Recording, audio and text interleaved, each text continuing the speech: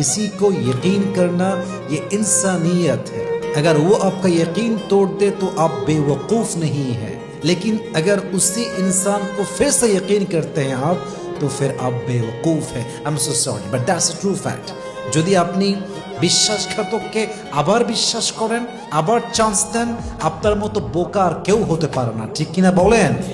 আল্লাহর হাবিব বলেছেন, লা ইউদাগুল মুমিন ফি হুজরিন ওয়াহিদিন মাররাতাইন, একজন মুমিন কখনো এক গর্তে দ্বিতীয়বার পা দেয় না।